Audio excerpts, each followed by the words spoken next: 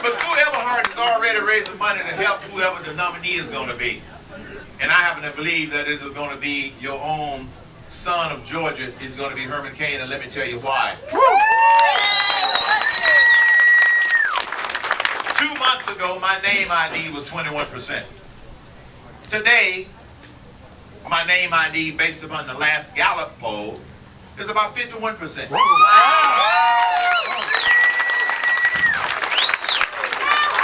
It is still less than the other major rivals in this contest. Now, last weekend, I won that very critical Florida straw poll by a significant amount. Now, a lot of people ask, well, did you expect to win? I said, well, we expected to do well, but we didn't expect to blow them away by that margin of victory. But let me tell you what that said. It sent a message to the media. Number one, the voice of the people is more powerful than the voice of the media. You're going to pick the nominee, not the mainstream media. And number two, it said that message is more important than money. You see, the two people who came in second and third, they spent a lot of money trying to influence that election. We rented a bus, went around the state talking to people. Guess what? It worked. People wanted to hear a solid message of how we're going to deal with the economy, a solid message of how we're going to deal with energy, which is energy independence. This is what I've been sharing with people, how I'm going to address this with their help.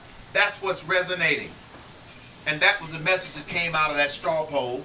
It's also the same message that came out of the National Federation of Republican Women that met in Kansas City just on yesterday where I spoke.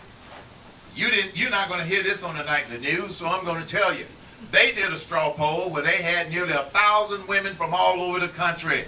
Some of the people here are members of the National Federation of Independent Women. They did a little straw poll yesterday. Guess who won with 48% of the vote?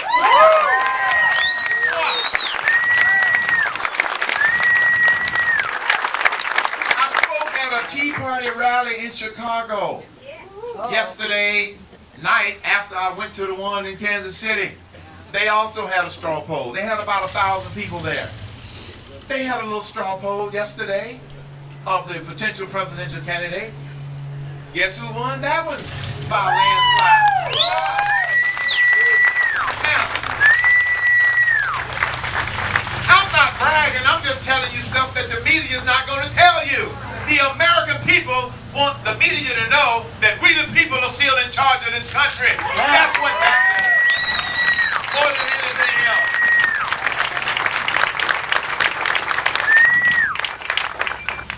So I challenge you to stay informed, stay involved, and most importantly, stay inspired.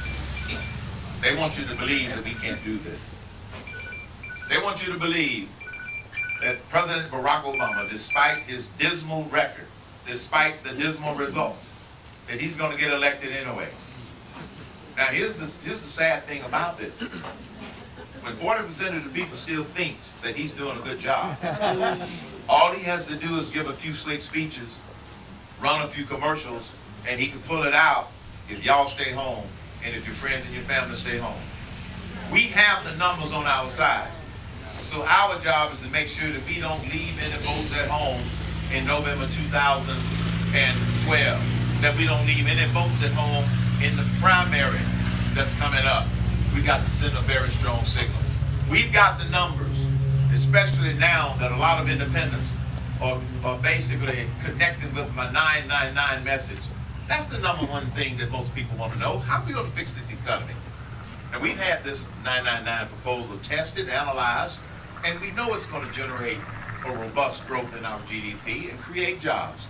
And that's what we need to do more than anything else. But we got to stay inspired. They want you to believe that we can't do this. I wouldn't be running if I didn't think I could win. You wouldn't be doing what you're doing if you didn't think you could change things. That's what's so great about this country. America has a resilience. America has a determination through its people that when it is time to rise to the occasion, the American people rise to that occasion. I have 3 grandkids. The first one was born 12 years ago. When I first looked into that little face, the first thought that went through my mind was, what do I do to make this a better nation and a better world?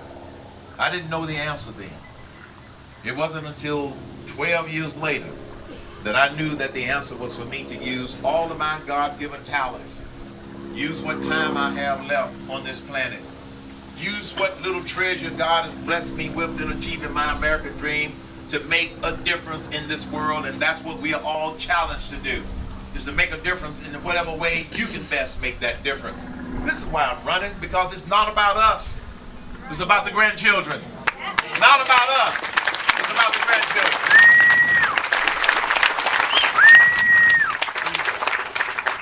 And as Ronald Reagan, the Gipper, used to remind us about this precious thing called freedom. Freedom is never more than one generation away from extinction. Right. You can't pass it on in the bloodstream. It must be fought for and protected.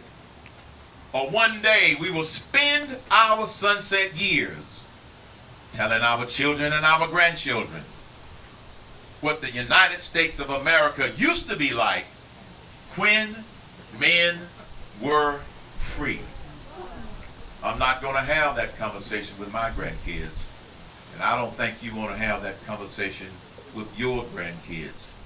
That's why I'm asking you to help me to win this nomination and get to the White House so we can take that shining city on the hill that's sitting on the side of the hill and push it back to the top of the hill where the United States of America belongs.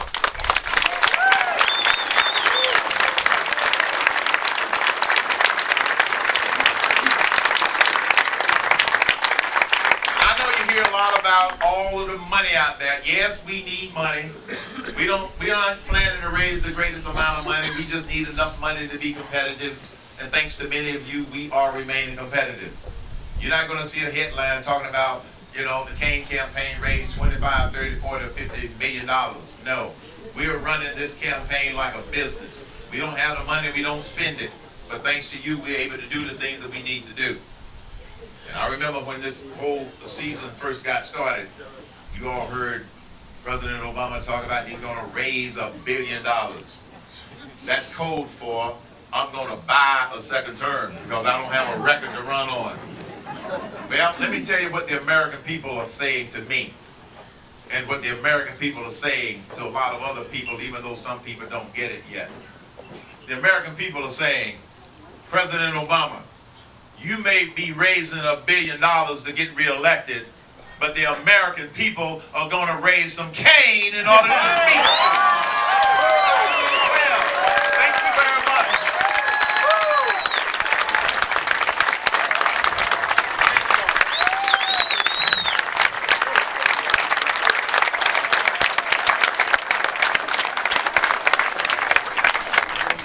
Thanks to everyone in the buffet will be open inside. You're welcome to enjoy yourselves and have a great evening. SecularStupidist.com, Conservative.com, RightOsophy.com.